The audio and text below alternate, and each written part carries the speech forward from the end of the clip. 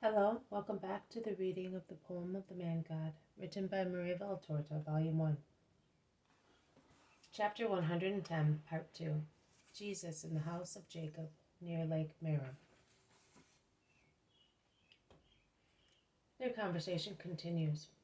Do you like the Romans? Asks Jesus. I find that they are not worse than we are, but they are Samaritans.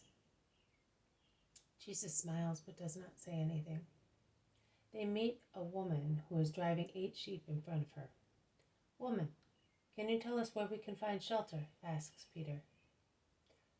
I am the servant of a poor, lonely man. But if you want to come, I think my master will receive you kindly.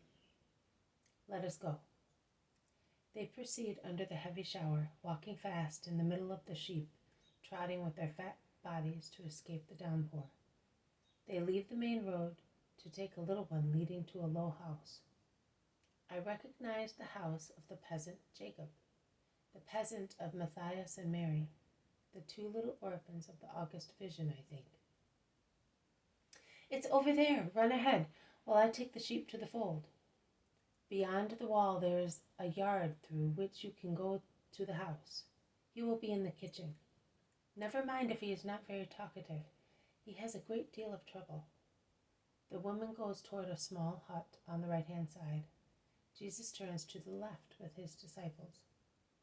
There is the threshing floor with the well and the stone oven at the farther end, and the apple tree on one side, and there is the wide open door of the kitchen where a wood fire is lit and a man is repairing a broken rural implement. Peace to this house. I ask you to give shelter for tonight to me and my companions, says Jesus on the threshold of the door. The man looks up. Come in, he says, and may God give back to you the peace you are offering. But peace here?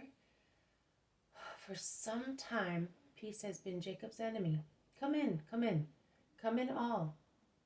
A fire is the only thing I can give you in plenty, because, but you know that you have taken off your hood. Jesus had covered his head with the edge of his mantle, holding it tight under his chin with his hand. And I can see you properly. You are the Galilean rabbi, the one who is called Messiah and works miracles. Is it you? In the name of God, tell me. I am Jesus of Nazareth, the Messiah. Do you know me? I heard you speak last month in the house of Judas and Anna. I was with the vintagers because I am poor. A chain of misfortunes, haul, grubs, diseased plants and herds. What I had was sufficient for me, as I am alone, with only one maidservant. But now I have run into debt because I am persecuted by bad luck. To avoid selling all my sheep, I worked in the houses of other people. After all, my fields. They looked as if a battle had been fought on them. They were so burnt, and the vines and the olive trees so fruitless. Since my wife died, and that was 6 years ago, Mammon seems to be amusing himself here. See, I am working at this plow, but the wood is all broken. What shall I do? I am not a carpenter, and I go on tying it up, but it is no use. And I must watch also farthings now. I will sell another sheep to have the tools repaired. The roof leaks. I will sell another sheep to have the tools repaired. The roof leaks. But the field matters to me more than the house. What a pity. The sheep are all pregnant, and I was hoping to replenish my herd. Who knows? I see that I have come to bother you when you already have so many worries. You, a bother? No, I heard you speak, and I still have in my heart what you said. It is true that I have worked honestly, but I think that I was not yet good enough. I think that perhaps it was my wife who was good, and she felt pity for everybody. My poor Leah, who died too early for her husband. I think that the wealth of those days came from heaven because of her, and I want to become better because of what you say and to imitate my wife. And I'm not asking for much, only to remain in this house where she died, where I was born, and to have a piece of bread for myself, and the woman who works as my maid, and as a shepherdess, and helps as well as she can. I have no male servants. I had two, and they were enough, as I also worked in the fields and in the olive grove. But I have bread only for myself, and not much either. Do not deprive yourself of it, to give it to us. No, master, if I had only one morsel, I would give it to you. It is an honor for me to have you. I would never have hoped for so much. But I am telling you my troubles because you are good and you understand. Yes, I understand. Give me that hammer. You do not do it that way. You will break the wood. Give me also that spike, but make it red hot first. It will be easier to make a hole in the wood, and we will put the peg in without any trouble. Let me do it. I was a carpenter. You want to work for me? No. Let me do it. You are giving me hospitality, and I want to help you. Men must love one another, each giving what one can. You give peace, wisdom, and you work miracles.